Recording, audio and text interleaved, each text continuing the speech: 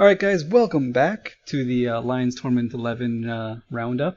We're looking at some of our favorite rounds from last year's tournament, just analyzing it. I am Elise Randolph. Joined with me right now is Bacchanalian, and we are looking at CVA versus the R0nin. It was an early match, fairly early last year in the tournament, but it was really good. CVA, a team that people don't really expect to do well, but this Alliance tournament, they really prove the doubters wrong. They sort of win all out. The R0nin, however, a team that has won the Alliance tournament before, always seems to be in like the final weekend. So like these two guys coming up against one another was a really great match. All right, so when this round opens, the first thing you see is a Legion, something that you almost never see in the Alliance tournament. You almost never see Sacrileges as well. Like, those are the two ships you never see. And of course, CVA brought both Legions and Sacrileges.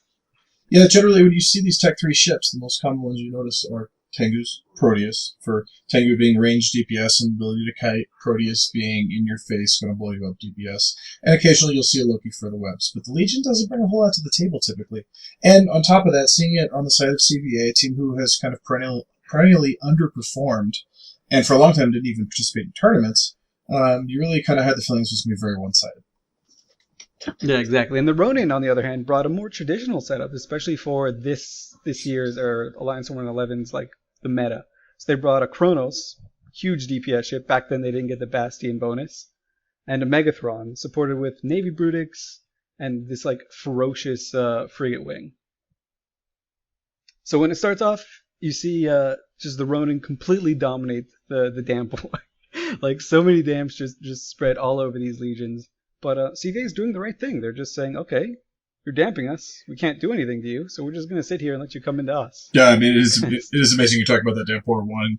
Really, the only ships on the CVA side that aren't damped, the Oneros and the 3 Tormentors. And one thing I will point out about this is it's actually pretty incredible damp coordination. It's one thing you don't think about just watching these matches, but it's worth looking out for, is spreading damps without doubling them up, without everybody damping the same target, is actually pretty difficult. It requires coordination from the FC, it requires coordination from the EWAR pilots, it requires calling out of, hey, I'm out of range and lost my lock, or I got damped out, or, somebody else needs to cover this damp target. And so that's a really impressive show of coordinated EWAR from their own end right at the start. But like you say, CVA just kind of laughs it off and pulls to range. Yep, and more to your point, like if you look at the control bar of the R0nin, almost all of their control bar is being applied. Like there's almost nothing left that they can put out. So it's all perfectly evenly spread. They're doing the right thing. They've got the right targets. They're leaving the Logi and these frigs can't really do anything free. And both teams staying composed, doing what you do in this sort of situation. And they're just sort of posturing, waiting for some guy to make the first move. And it looks like the R0nin now are leading with their battleships forward. They're just kind of slowly charging into the CVA team. Yeah, I would say probably the other part of that control bar would imagine to be webs from the Kronos and possibly the Megathron produced Navy. So, get some web power from that that's not being applied right now. But those battleships, like you say, are kind of creeping across the field. They're not moving too fast. The Megathron, in fact, here looks like he shut off his MWD. He's only moving 100 and something a second. Still, guess he's got damage on a Tormentor that he's just decided to start shooting. But reps are holding up on that. There is tracking disruption on the Megathron, which actually will do make a noticeable change on his DPS against the Tormentor. Yep, exactly. And CVA, like the thing that surprised me the most about this team is that CVA stayed so composed. Like this is like veteran level tactics that's going on here. They're just kind of waiting for things to come in. Generally, when you have two very high DPS, very punchy rush setups, the guys that go in first are the ones that are more prone to making a mistake.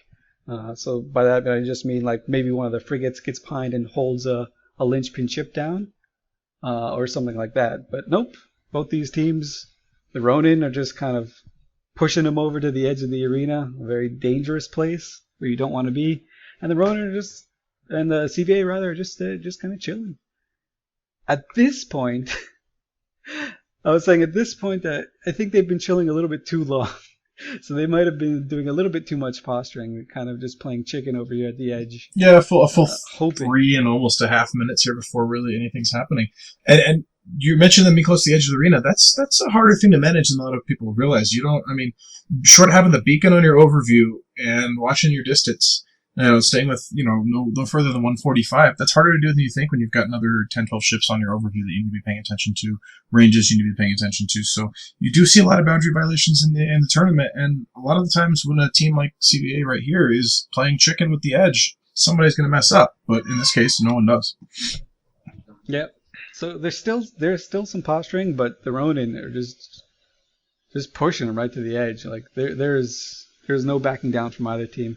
You can see, like, in the bottom right, the little blue squares that are kind of coming out. That is the Kronos and the Megathron leading with their huge webs. And now you just see drones out going towards a tower. Towers don't have a really good armor tank, so they're just going to try and put this Onerios to the test. And CVA respond by just tracking, disrupting two of the biggest ships. Right, it's definitely a question to ask. With all the damps they've got spread now among everything but 2 Tormentors and Oneros, why not damp dump the Oneros, see if you can break his lock and splatter a couple frigates? I mean, with enough damps, you can actually drop an Oneros to like 10, 12 kilometer lock range, and you gotta imagine the towers might slip out of that range. But now as they're coming in, they're starting to apply damage to the Megathron, and Ishkur both are webbed down and taking damage, and the CVA reps are holding. I mean, this Oneros pilot is just now getting damped, but he's doing an incredible job with the reps. There's damage across 4 CVA targets, and yet 4 CVA targets are staying alive, while an Ishkur on the R0nin just drops.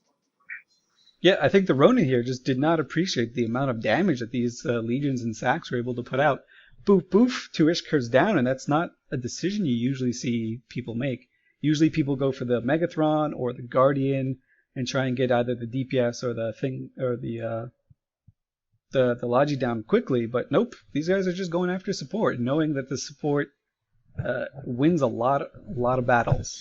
One thing that's interesting, you talk about underestimating the Legion. The ham setup, looking at it with the subsystems it's got, I flew one similar to this for a while. And as I recall, the paper DPS was like 650 before overheat, which is pretty reasonable damage. And you talk about Tech 3 being able to overheat for an awfully long time, you can probably boost that to 800 and change. So they actually do have a respectable, almost, battleship level DPS. You've got 3 of them, and they're absolute bricks. I mean, these ships have probably the most EHP of any of the Tech 3s, maybe short a Brick Tengu. And so they're not a good obvious target, but then what do you do if you don't blow those up? You lose a British Navy issue here. And now the R0nin are really in trouble. They have a Megathron and a Kronos, Myrmidon, and then a support wing. And CVA hasn't lost a ship yet. Yep, CVA making a very, very clever move in going after the Brutix Navy issue. The ship that's most likely to have links, and that's also probably the easiest to chew through, because right now too many of them are pinned down. Their Lodge is pinned down, tons of damps. They can't get over to that Guardian. So that Guardian, they know if they go to it, their Oneros is going to die.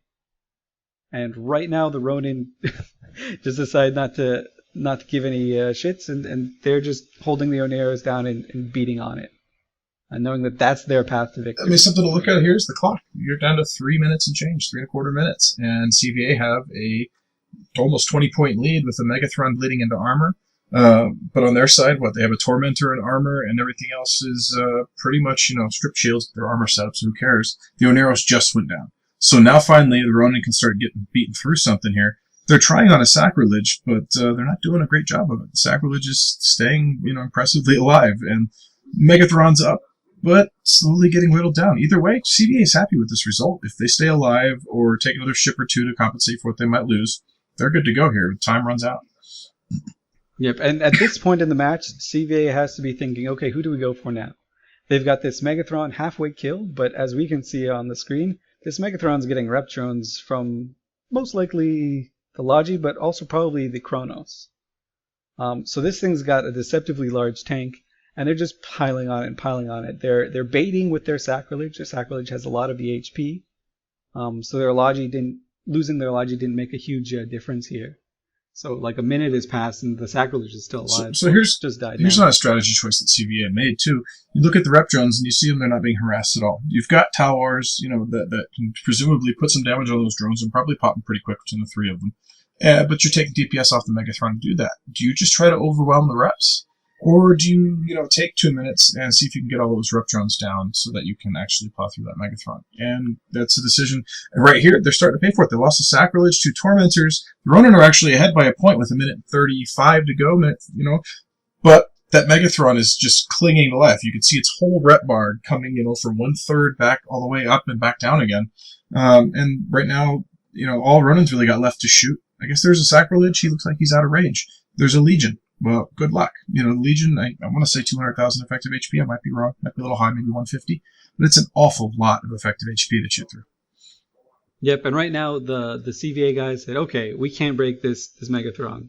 We're going after the Guardian. So they get it webbed, they get it painted, and those hams are going on it. But now you can see that this Legion, although they're historically and most notable for their huge, huge tanks, this Legion, this was pure DPS fit. Like this thing, it just got melted. The Sacrileges were the bait, and pretty shrewd maneuvering on the CVA team. But unfortunately, now that the R0nin can see how fast this Legion goes down, they're like, oh, okay, so these Legions are paper thin. Let's just kill them. Right. The disadvantage they're at, the advantage the R0nin's got 30 seconds left. Here they are, 53 points to CVA's 28. CVA have 2 Legions, a Sacrilege, and a Tower left against Kronos, Megathron, Guardian, Myrmidon, 2 Mauluses, and a Merlin. Who do you think's going to win? You assume CVA. But guess what? Guardian's off the field now. Mauluses is tackled and probably going down very quickly. And suddenly there's a 12-point spread, 15 seconds to go. We have an extraordinarily exciting finish here. You see CVA actually going after frigates. They're ignoring the Megathron, they're ignoring the Myrmidon, they're ignoring the Kronos. They've made the calculations and think, I guess they can actually win this match with the frigates, but it's not going to work. Yeah, it comes down right to the end here, and this is where you wonder, like, okay, maybe in the very beginning might have spent a little bit too much time posturing, because CVA kind of looked like they're on the up and up here. They've got the ability to move around. They can dictate the fight a little bit better. With what they had left, they could probably have killed all the frigates and that Myrmidon that was definitely running the links. The Brutix Navy issue definitely wasn't running any links on that one. But it was a huge threat to take care of. So, I mean, maybe a little bit of nerves probably got the best of the CVA on that one. But, I mean, that's a mistake you're not going to make twice. They made it last year. They're not going to make it this year for Alliance Tournament 12. So you're going to be seeing like a more gritty CVA team, hopefully. And those little tiny decisions that, I mean, we can analyze in a whole bunch of time. Like, we've got plenty of time to look after it. But in the heat of the moment, you can't break it down like that. You go with your gut. In this case, their gut was just a little bit off, and they'll learn from it. They'll get better, but that was really, really exciting. Definitely, and it was one thing to mention as well. When you're flying, time gets away from you. It seems like an eternity. Your sense of time just flies out the window. For the 90 seconds you spend on the field looking at the enemy team, waiting for that countdown, waiting for the commentators to get set, waiting for the stream to get set up, all that kind of stuff, feel like an eternity. You feel like you're sitting there for 15 minutes. And then from the moment they hit go, you bat your eyes twice, and the match is over. So that may have felt like the FC, that was a minute or two. And in reality, they spent almost 4 minutes out to range posturing. So you really got to keep an eye on the clock. And that's, one of the things to talk about is there's so much multitasking for an FC. There's so much multitasking for every member of a team. Even in a straight DPS setup, there's a lot to pay attention to. Yeah, exactly. This isn't like a fleet that you're just running out in low sec or in LSEC. You can't just take a minute and then say, oh, we've got all the time in the world. Like you said, like the time goes by in the blink of an eye. So these guys, if they had an extra 5 minutes, I think CVA easily would, even making these slight errors in decision making. But yeah, that's another thing. Experience is gonna teach you how to get rid of it. And that was Elise Randolph, myself, and Bacchanalian checking out CVA versus R0nin. It was the day 2 match 34, I believe. So CVA gets sent down to the losers bracket. R0nin continue on to the winners bracket, where they make big waves going to the semifinals.